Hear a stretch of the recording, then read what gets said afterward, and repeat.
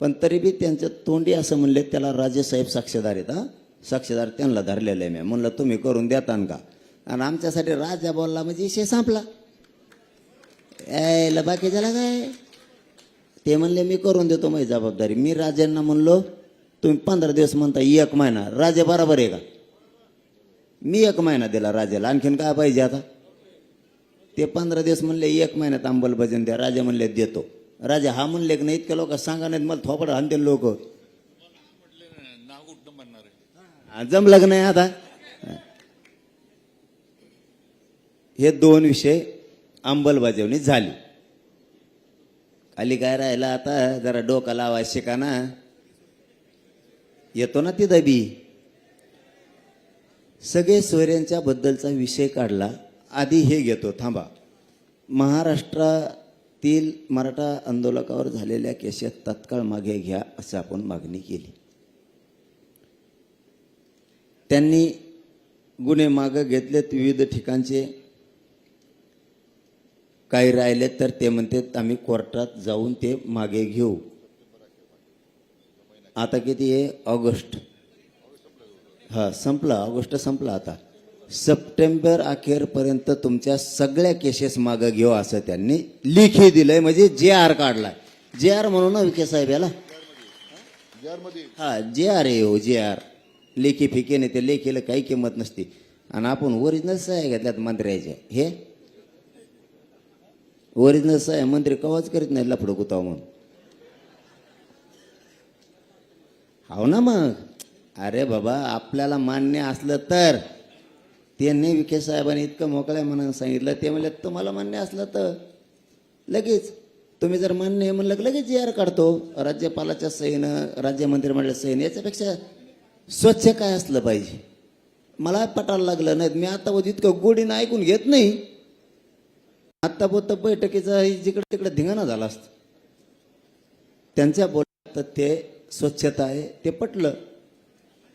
त्यांनी या महिन्याखेरीस पुऱ्या काढून घेतो म्हणले. कारण त्याला प्रक्रिया आहे. ते अर्ज करणे, पोलीस स्टेशनमधून विधी व न्याय विभागाकडे देणे, ते कोर्टात खटले सुरू घेणे, पटापटा मागं घेणं. यात बऱ्याच अभ्यासकाला कळतंय ते काय आहे. आपण 58 लाख नोंदीचा विषय काढला त्यांच्या पुढं. तरी शब्द थोडी इथं बदल करावं लागेल विखे दादा.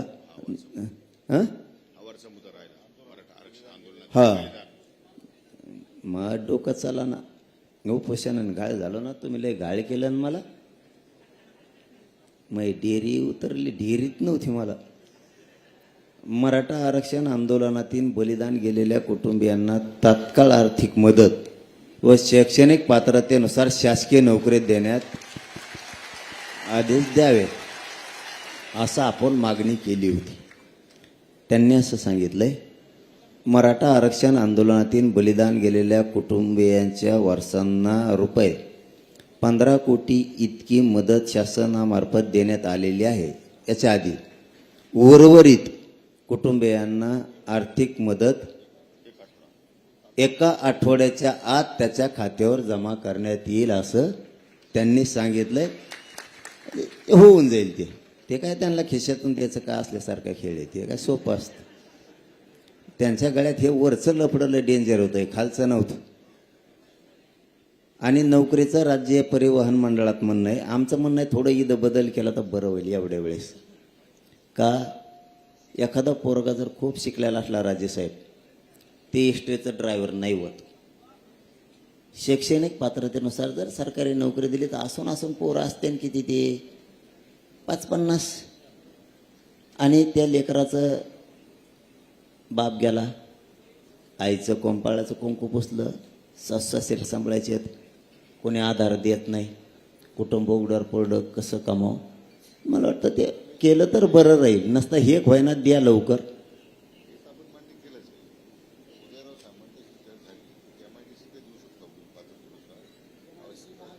MIDCला त्या शासकीय अधिकारी महावितरणमध्ये करा. परत तुम्ही MIDCचं चांगलं आहे. उदय सामंत साहेब हातात एक करा. उदय साहेब कचा सह्यान काय तुम्हाला तरी काय सही विकत आणायची. त्याला सोपं आहे. तिथं बिचारे गोरगरीब MIDCच्या जवळ असतात. माऊलीला राजेसाहेब नाही जात आहेत एसटीने इकडे तिकडे. एक ते कंपाळाला कोण असतं, लोकांच्या नजरा विचित्र असतं. नवरा गेल्यावर तिला कसं बस एसटीनं घरी जायचं ना, आम्ही हाल बघतो. ते लय अवघड आहे. ते MIDCत केलं तर वा वा, तुमचं खरंच कौतुक. 5वा मुद्दा म्हणजे मागणी 5वी 4 झाल्या आणि पुऱ्या 8 होत्या आपल्या. 58 लाख नोंदीचा रेकॉर्ड.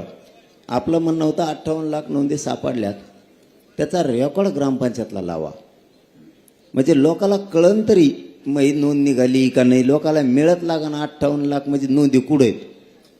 ग्रामपंचायतला लावा, लोक अर्ज करतील आणि घेतील. आणि दुसरं विखे साहेब एकदम महत्त्वाचा प्रश्न आहे, त्या लावून तुम्ही द्याच बरं का प्रमाणपत्र, पण व्हॅलिडिटी आत्तापर्यंत आज तारीख किती आहे 2. तुम्ही आत्ता इथून गेले नाही का आदेश काढा. आत्तापर्यंतच्या व्हॅलिडिटीला वर्ष झाले लोक रोखून धरल्यात.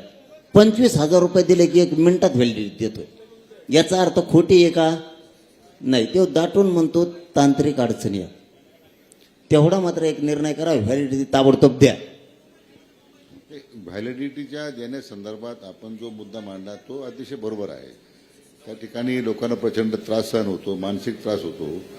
म्हणून आम्ही आता उपसमितीने असं ठरवलंय की आता त्या समितीला एक क्वाशी ज्युडिशियल पॉवर दिले आहेत, न्यायिक अधिकार दिलेले आहेत. तरी आम्ही आता काही स्वतंत्र त्या संदर्भात माहिती घेऊन आता जिल्हाधिकाऱ्यांना प्राधिकृत करतो आपण प्रत्येक जिल्ह्याच्या, की दलित प्रत्येक सोमवारी मिटिंग घेऊन या संदर्भात जेवढे दाखले आलेले आहेत ते ताबडतोब निकाली काढावेत. म्हणजे त्या जात पडताळणी समितीकडे ते पडून राहणार नाही, ते लोकांची हेळसांड होणार नाही. अशा प्रकारचा मी आता प्रस्तावित केलेला आहे. आमचं तळतळीनं म्हणणं आहे, एक पोरग गरीबाचं MBBSला राजेसाहेब लागलं. 8 महिने झालं व्हॅलिडिटी टाकलेलं.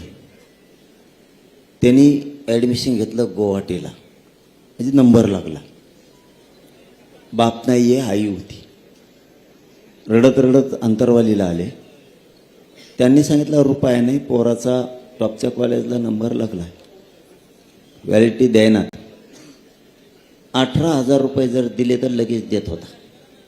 ते जवळ वावर घर पण नाही ऐकायला, उठून द्यायचं. संजय शिरसाट साहेबांनी फोन केला, आत्ता व्हॅलिडिटी दी, काही अडचण असेल तर मला सांग. अडचण नाही म्हणे साहेब. फक्त 18,000 रुपयासाठी त्या पोराच्या आयुष्याचं वाटोळं जातं, कारण त्या कॉलेजने सांगितलं होतं तुझं ॲडमिशन रद्द झालं. ही सत्य परिस्थिती. म्हणून आत्तापर्यंतच्या म्हणतो मी, आत्तापर्यंतच्या ज्या व्हॅलिडिटी टाकल्यात त्या पुऱ्या देऊन टाका म्हणून सांगा तातडीनं.